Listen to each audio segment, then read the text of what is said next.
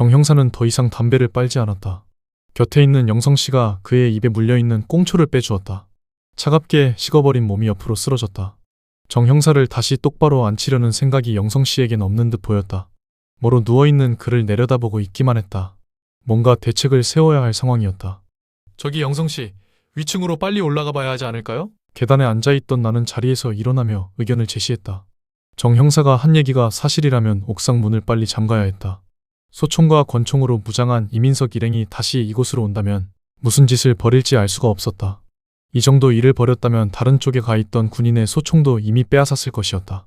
정 형사 성격이라면 이민석 일행한테도 현재 상황에 대한 정보를 알려줬을 테고 그 정보엔 군인들의 배치 상황도 포함되어 있었을 것이었다. 놈의 말대로 이건 전쟁이었다. 살아남기 위해서라면 뭐든지 할 수 있는 게 바로 인간이란 족속이었다. 영성 씨가 천천히 자리에서 일어났다. 그의 시선이 집 안으로 향해 있었다. 나도 집 안을 들여다보았다. 거실에서 현관문을 따라 바닥에 피가 점점이 떨어져 있었다. 죽음을 앞둔 정 형사가 혼신의 힘을 다해 밖으로 나오는 모습이 눈앞에 보이는 듯했다. 마지막까지 최선을 다해준 정 형사를 위해 나는 속으로 명복을 빌어주었다. 영성 씨가 갖고 있는 무전기에서 잡음이 새어나왔다. 어떻게 할까요? 그쪽에 우리가 먼저 연락을 취해볼까요? 잡음이 새어나오는 무전기를 보면서 영성 씨가 말했다. 지금 들리는 잡음은 별 의미가 없는 것이었다. 그냥 통상적으로 나오는 잡음이었다. 나는 그런 잡음을 들으며 고개를 저었다. 지금은 그쪽과 연락을 취하는 것보다 또 하나의 방어선을 구축하는 것이 더 중요한 시점이었다. 이런 내 생각을 말하자 그도 고개를 끄덕이며 동의해 주었다. 엘리베이터는 2층에 내려와 있었다. 서둘러야 했다. 우리는 엘리베이터에 올라타 19층 버튼을 눌렀다. 닫히는 문틈으로 정 형사와 김상병이 내다보였다. 이 미쳐버린 세상에서 벗어나기 위한 방법은 죽는 수밖에 없겠다는 생각이 문득 들었다. 문이 닫히고 엘리베이터가 위로 올라가기 시작했다. 우리는 말없이 층수가 바뀌는 것을 올려다보았다. 든든한 버팀목이었던 두 사람이 죽어버린 상황에서 앞으로 이민석 일행과 어떻게 싸워야 할지 막막하기만 했다. 살면서 사람을 때려본 경험이라곤 딱 한 번밖에 없었다. 술에 취해 기억도 가물가물한 10여 년 전 일이었다. 대학생 신분으로 생애 첫 MT를 가게 된 날이었다. 중고등학생 때 호기심으로 몇 번 마셔본 적은 있지만 본격적으로 술을 입에 대기 시작한 건 그날이 처음이었다.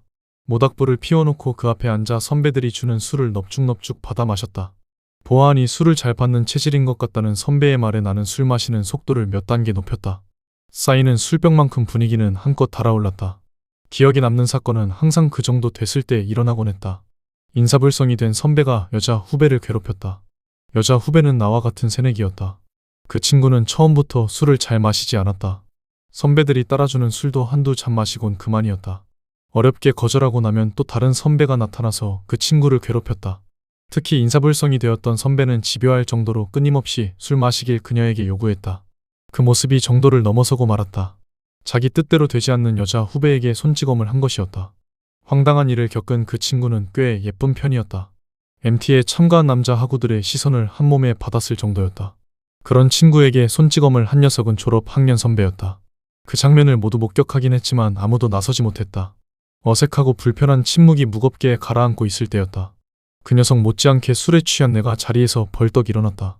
기억이 맞다면 나는 조금의 망설임도 없이 녀석한테 성큼성큼 걸어갔을 것이었다. 황당한 눈빛으로 나를 보고 있던 녀석에게 선전포고도 없이 발길질을 날렸다. 턱을 얻어맞고 바닥에 쓰러진 녀석의 몸에 올라탄 뒤 나는 되는 대로 마구 주먹을 휘둘렀다. 솔직히 그 친구에게 잘 보이고 싶어서 한 짓은 아니었다. 지금은 이름도 기억나지 않는 그 친구하고는 학교를 다니는 동안 친해진 적도 없었다.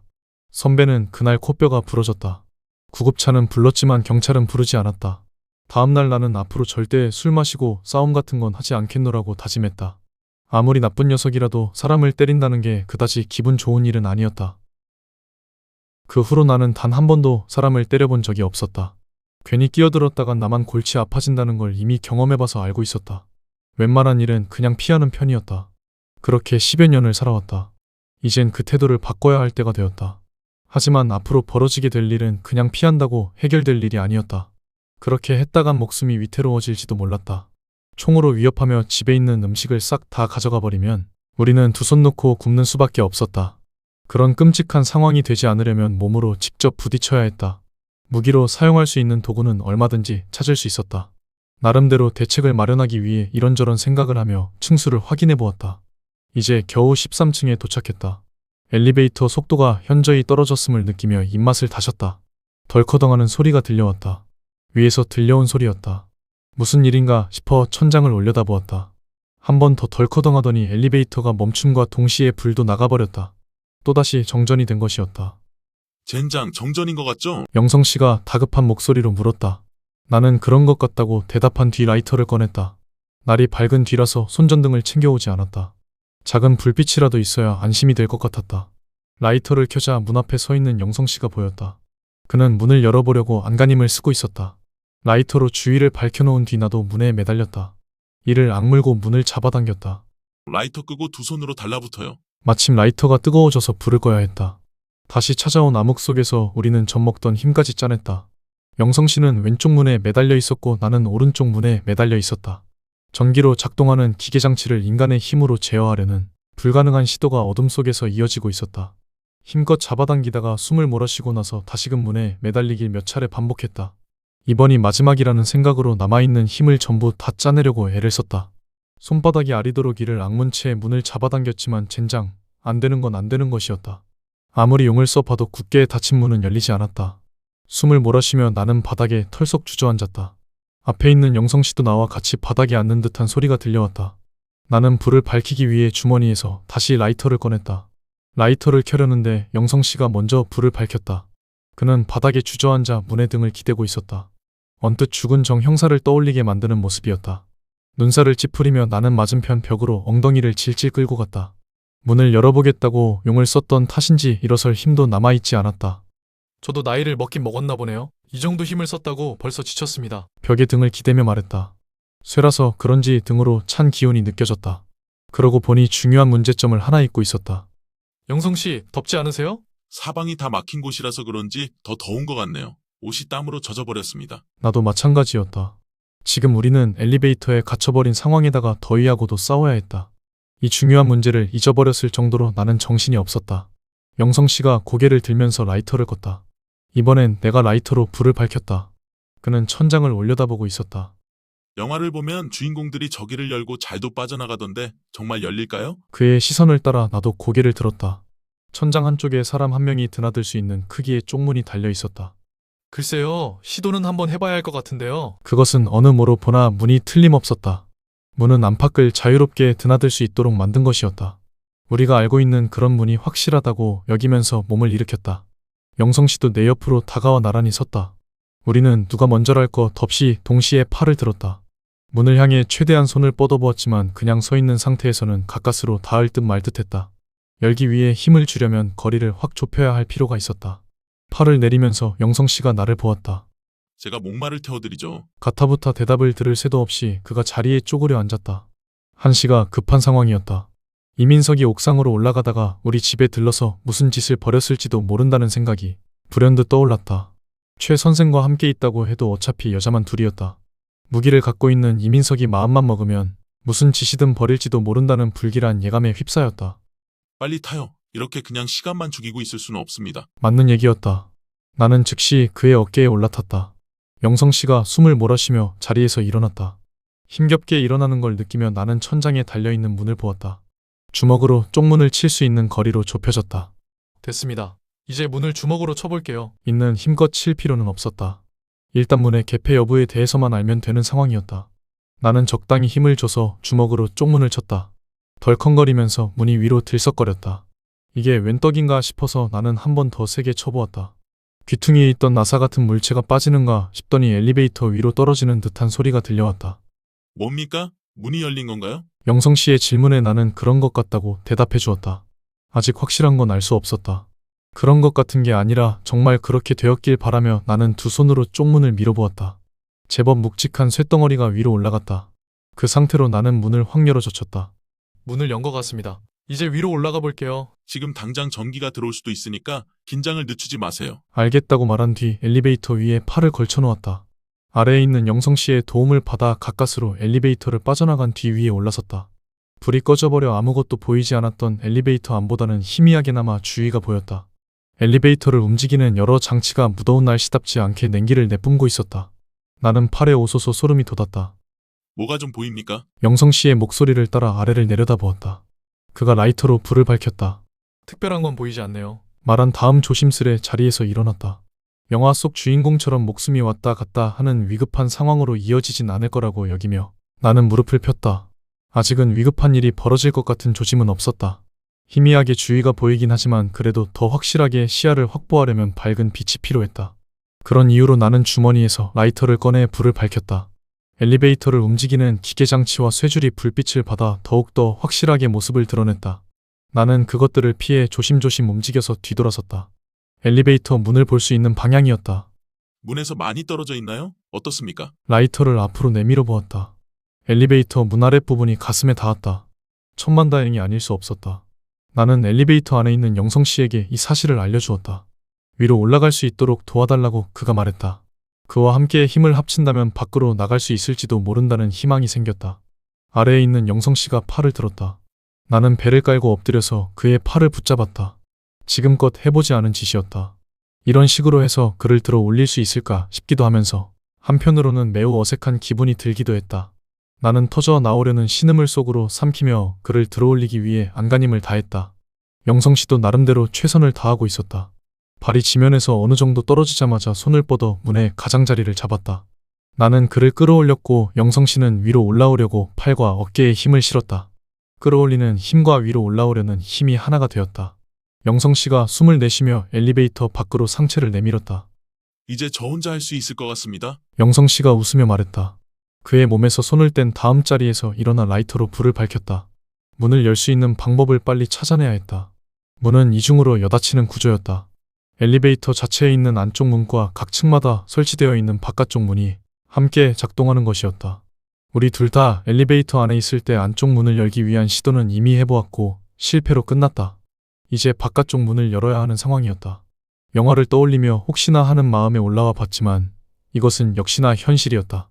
이게 만약 픽션이라면 위기에 빠진 주인공을 위해 문이 쉽게 열려야 했다. 그렇게만 된다면 더 이상 바랄 게 없을 것 같았다. 나는 문을 향해 가까이 다가갔다. 라이터 불빛에 비친 바깥쪽 문은 안쪽 문과 비슷해 보였다. 괜히 올라오느라 헛고생을 한 건 아닌지 모르겠다는 생각이 들었다. 문은 좀 어떻습니까? 뒤에서 영성 씨의 목소리가 들려왔다. 뒤돌아보니 그도 위로 올라와 있었다. 글쎄요, 언뜻 보기엔 엘리베이터 안에 있는 문하고 다른 점이 없는 것 같네요. 나의 대답을 들으며 그가 내 옆으로 다가왔다. 그는 겨우 몇 발짝 걸으면서도 주위를 유심히 둘러보았다. 그냥 맨손으로 시도하는 것보다 연장이 있으면 더 좋을 것이었다. 제가 예전에 썼던 소설 중에 엘리베이터에 갇힌 주인공이 탈출하려고 애쓰는 에피소드가 있었거든요. 그때 엘리베이터와 관련해서 조사한 적이 있습니다. 거기까지 말한 영성 씨가 두리번거리는 걸 멈췄다. 오른쪽 가장자리로 그가 시선을 보냈다. 그 부분만 네모나게 튀어나와 있었다. 거기로 걸어간 영성 씨가 자리에 쪼그려 앉았다. 그때 그 조사에 의하면 예기치 못한 상황에 대비하기 위해서 엘리베이터 위에 이런 장비를 준비해 놓는다고 나와 있었죠. 그가 튀어나와 있는 곳에 뚜껑을 열었다. 문처럼 활짝 열렸다. 여기에 있는 걸 최대한 활용하면 될 겁니다. 안에서 꺼낸 건 길쭉한 막대기였다. 막대기의 한쪽 끝부분은 90도로 구부러져 있었다. 손잡이를 연상케 하는 그 부분의 반대쪽 끄트머리는 육각형 모양으로 다듬어져 있었다. 영성 씨는 그 부분이 열쇠와 같은 역할을 할 거라고 말해주었다. 아무리 봐도 열쇠 같아 보이지 않는 막대기를 들고 그가 자리에서 일어났다. 문 앞으로 걸어간 뒤 육각형 모양이 들어갈 수 있는 구멍을 찾았다. 구멍에 끼워 넣고 나서 어떻게 해야 하는지도 당연히 아시겠죠? 나의 질문이 끝남과 동시에 영성 씨가 구멍에 막대기를 끼워 넣었다. 의심할 여지 없이 딱 들어맞았다. 이론으로만 공부했었는데 이제야 실전에서 써먹어보네요. 그가 막대기를 시계 방향으로 돌리기 시작했다.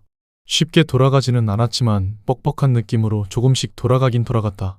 이를 악문 표정이 힘겨워 보였다. 도와줄까 하다가 나는 그만두었다. 지금 이 상황에서 내 임무는 라이터로 불을 밝혀주는 것이었다. 그를 끌어올리느라 힘을 많이 썼다. 라이터를 들고 있는 손이 부들부들 떨렸다. 막대기를 힘겹게 한 바퀴 돌리자 문이 덜컹거리며 조금 열렸다. 아주 조금 열리긴 했지만 방법이 맞았다는 사실에 안심이 되었다. 영성 씨도 이제야 한시름 놓았다는 듯 숨을 길게 내쉬었다. 나는 문을 향해 시선을 옮겼다. 미세하게나마 문이 움직이면서 한 줄기 빛이 안으로 들어왔다.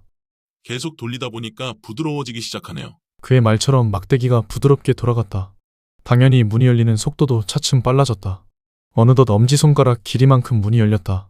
바깥을 내다볼 수 있다는 것만으로도 답답했던 속이 시원하게 뚫리는 것 같았다. 이제 한 손으로도 막대기가 돌아가네요. 생각보다 쉽게 문을 열 수 있을 것 같습니다. 영성 씨가 말한 걸 확인하기 위해 그쪽으로 시선을 돌린 순간 엘리베이터 안에서 불이 켜졌다 꺼지길 반복했다. 라이터를 끄면서 나는 영성 씨를 보았다. 그도 놀란 눈으로 나를 보았다. 우려했던 일이 벌어지기 일보 직전이었다. 젠장, 전기가 들어오려는 모양입니다. 영성 씨가 구멍에서 막대기를 뺐다. 엘리베이터 안에서 깜빡거리던 불이 환하게 켜짐과 동시에 각종 기계음이 통로에 가득 차 울렸다. 다시 내려가기 위해 불빛이 새어나오는 곳으로 고개를 돌리는데 엘리베이터가 덜컹거리며 위로 올라가기 시작했다. 나와 영성 씨는 다른 곳으로 걸음을 옮기지도 못한 채 그대로 주저앉았다. 엘리베이터는 13층에서 14층으로 올라갔다. 누가 버튼을 누르지 않는 한 이대로 19층까지 올라갈 기세였다. 어쨌든 잘된 일이었다. 이대로 조심하기만 하면 무사히 목적지에 도착할 것이었다. 그래도 전기가 들어와서 다행이네요. 내 말이 끝나자마자 엘리베이터 안에서 새어나오던 불이 꺼졌다. 통로에 가득 차 있던 기계음이 아쉬운 잔상을 남기며 멈춰버렸다. 괜히 쓸데없는 말을 꺼낸 탓에 또다시 정전이 된 것 같았다. 민망한 마음에 나는 헛기침을 내뱉었다. 얼마나 올라왔을까요? 영성 씨의 목소리에선 별다른 감정의 기복이 느껴지지 않았다. 그가 라이터로 불을 밝혀서 주위를 둘러보았다. 층수를 눈으로 직접 확인할 수 있는 방법은 없었다. 그저 감으로 15층까지 올라오지 않았을까 짐작해볼 뿐이었다. 2층 정도 더 올라온 것 같죠? 영성 씨도 나와 같은 생각을 하고 있었다. 저도 그런 것 같습니다. 나는 이어서 그가 들고 있는 막대기를 달라고 말했다. 이번엔 내가 막대기를 돌릴 차례였다. 엘리베이터 문은 이번에도 아랫부분이 가슴에 닿아 있었다. 아까 영성 씨가 했던 대로 구멍에 막대기를 끼워 넣고 시계 방향으로 돌렸다. 처음부터 다시 시작해야 하는 상황이었다. 웬만큼 힘을 주지 않으면 돌아가지 않을 정도로 뻑뻑했다. 나는 이를 악물고 막대기를 돌렸다. 조금씩이지만 막대기가 돌아갔다. 온몸이 땀에 젖어 찐득찐득해졌다. 빨리 밖으로 나가고 싶었다. 이제 겨우 막대기가 반 정도 돌아갔다. 나머지 반을 해결하기 위해서 나는 없는 힘까지 짜내야 했다. 정말 체력의 한계가 느껴지는 순간이었다. 조금만 더 하면 부드러워질 겁니다. 문에 틈이 생기면 저도 도와줄 테니까 조금만 더 힘내세요. 영성 씨의 말을 듣고 나서 막대기를 힘껏 움켜쥐었다. 어느 순간부터인가 막대기가 부드럽게 돌아가기 시작했다. 라이터로 불을 밝히던 영성 씨는 어느새 문틈으로 손을 집어넣어 자기 쪽으로 문을 잡아당겼다. 여기가 15층이 맞다면 집까지는 겨우 4층 간격이었다. 뛰어서 올라가면 3, 4분도 걸리지 않을 거리였다. 아무리 힘들다 해도 미경이가 있는 곳에는 뛰어갈 수 있었다. 문이 열리면서 안으로 빛이 들어와 주위가 제법 밝아졌다. 얼추 간격이 벌어졌네요. 이 정도면 지나갈 수 있을 것 같습니다. 영성 씨가 문틈으로 바깥을 내다보았다. 문이 보통 남자의 팔뚝 길이만큼 열려 있었다. 나는 막대기를 놓고 문의 아랫부분을 손으로 짚었다. 폴짝 뛰어서 그 아랫부분에 올라선 뒤 몸을 옆으로 돌렸다. 숨을 들이마셔 배를 최대한 집어넣고 개처럼 옆으로 움직여서 문을 빠져나갔다. 엘리베이터 안보다는 역시 복도가 시원했다. 당장 위로 올라가고 싶었지만 아직도 안에 갇혀있는 영성 씨를 도와줘야 했다. 문틈으로 손을 집어넣어 영성 씨의 손목을 붙잡았다. 그도 나의 손목을 붙잡고 위로 올라오기 위해 안간힘을 다했다. 허공에 떠오른 영성 씨의 발이 안쪽 벽에 부딪히는 소리가 몇 번 들리고 나서야 그도 밖으로 빠져나올 수 있었다. 숨을 헐떡이며 문틈 사이로 빠져나온 그가 엘리베이터 문에 등을 기댔다. 나도 영성 씨 못지않게 힘이 들었지만 쉬고 있을 마음의 여유가 없었다. 나는 계단 옆 난간을 붙잡고 위를 향해 고개를 들었다. 저 먼저 올라가 보겠습니다. 그는 대꾸할 힘도 없다는 듯 고개만 끄덕였다. 나는 숨을 깊게 들이마신 다음 계단을 뛰어 올라가기 시작했다. 웬일인지 마음이 불안했다. 1분 1초라도 빨리 올라가 상황을 확인하고 싶은 마음에 나는 두세 계단을 단번에 뛰어 올라갔다. 금세 18층까지 올라온 나는 영성씨네 집 쪽으로 고개를 돌렸다. 문이 살짝 열려 있었다. 그 문틈으로 시선이 확 집중되었다. 괜한 호기심이 발동한 나는 그곳으로 걸음을 옮겼다. 이것보다 더 중요한 일이 있다는 걸 알면서도 호기심이 나의 몸을 움직이게 했다. 조심스레 문으로 다가간 나는 문틈으로 발을 집어넣었다.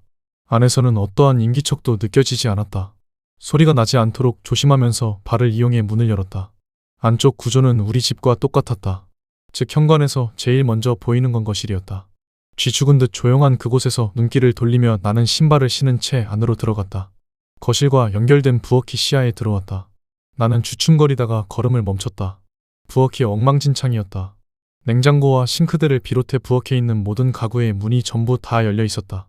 바닥에 먹지 못하는 물건과 썩은 채소들이 어지럽게 널려 있었고 모든 문의 안쪽은 텅텅 비어 있었다. 누가 이런 짓을 저질렀는지 안 봐도 뻔했다.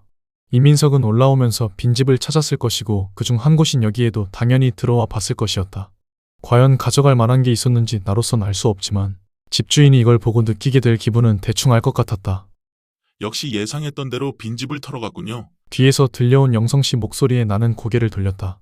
그가 숨을 몰아쉬며 현관으로 들어왔다. 그 자식이 이럴 거라는 걸 예상하고 있었습니까? 생각해보니까 이상하더라고요. 놈이 정영사와 김상병을 죽인 시간은 전기가 들어오기 전이었던 것 같은데 상식적으로 생각해보면 벌써 자기 쪽 라인으로 돌아가고도 남았을 시간이잖아요. 그런데 놈은 그렇게 하지 않고 이쪽에 계속 남아있었단 말이죠. 그렇다면 우리가 녀석과 연락한 다음 엘리베이터를 타고 아래로 내려가는 동안 그놈은 계단을 통해 위로 올라오면서 빈집을 찾아 음식을 털어갔을 거라는 얘기가 되는군요. 나는 그렇게 말하면서 주위를 둘러보다가 불현듯 의문점을 하나 떠올렸다. 그런데 저 문은 어떻게 열었을까요? 도어락 쪽으로 시선을 돌렸다. 그것은 비밀번호를 눌러서 문을 여는 시스템이었다. 정전이 되어도 상관없도록 배터리로 작동하는 전자장치는 멀쩡해 보였다. 영성 씨가 문고리를 만지작거렸다. 글쎄요, 어떻게든 알아낼 수 있는 방법이 있었겠죠. 순간 영성 씨가 뭔가를 떠올린 듯한 표정을 지었다. 나도 나름대로 비밀번호를 알아낼 수 있는 방법을 떠올리고 있었다. 하지만 내가 떠올린 건 최악의 방법이었다. 나의 시선이 위층을 향해 움직였다. 젠장! 한마디 내뱉고 나서 즉시 복도로 뛰어나갔다. 나는 영성 씨가 최 선생한테 비밀번호를 알려주었을 거라고 생각했고 그 생각은 비밀번호를 알아내기 위해 이민석이 19층에 있는 그녀를 찾아갔을지도 모른다는 불길한 예감으로 번져나갔다. 녀석이 눈치가 있다면 영성 씨와 최 선생 사이를 충분히 의심할 수 있었을 터였다. 생각이 여기까지 미치자 나는 최 선생과 함께 있는 사람이 미경이라는 사실을 떠올렸다. 혹시 손찌검이라도 당했으면 어쩌나 하는 불안감에 계단을 한다름에 뛰어 올라갔다. 불길한 예감대로 우리 집 현관문도 살짝 열려 있었다. 망설이지 않고 문을 활짝 연 다음 안으로 들어갔다. 거실 가득 피비린내가 스며들어 있었다.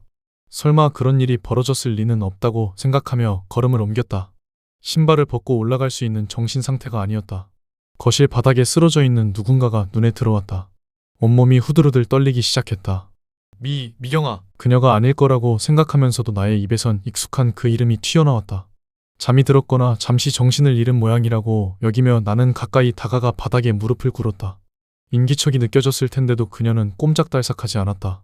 그런 그녀를 향해 손을 뻗어보았다. 부들부들 떨리는 손끝이 그녀의 어깨에 닿았다. 나는 이를 악물고 어깨를 붙잡았다. 지금 그녀는 나를 등진 채 옆으로 누워 있었다. 얼굴을 확인할 수 있는 방향으로 어깨를 잡아당겼다. 그녀의 몸이 옆으로 움직여 등이 바닥에 닿았다. 미경이었다. 그녀는 입을 약간 벌린 상태로 눈을 부릅뜨고 있었다. 거짓말 같은 장면이었다. 나는 바닥에 털썩 주저앉았다. 시선이 자연스레 옆으로 움직였다. 그녀는 자신의 배에 꽂혀있는 칼을 두 손으로 움켜쥐고 있었다. 피는 거기서 흘러나온 것이었다. 그 칼을 보자 정신이 혼미해졌다. 머리가 텅 비는 것 같더니 한 가지 생각만이 떠올랐다. 죽인다 씨발놈. 이를 부드득 갈면서 자리에서 일어났다. 거친 숨소리가 뒤에서 들려왔다. 만약 그 새끼라면 당장 죽이고 말리라 다짐하며 뒤돌아섰다. 나를 쫓아온 영성 씨가 숨을 헐떡이며 이쪽을 보고 있었다. 그는 할 말을 잃은 듯 멍한 표정이었다. 나의 그녀는 죽었고 그의 그녀는 지금 이곳에 없었다. 우리는 당장 이민석을 찾으러 가야 했다.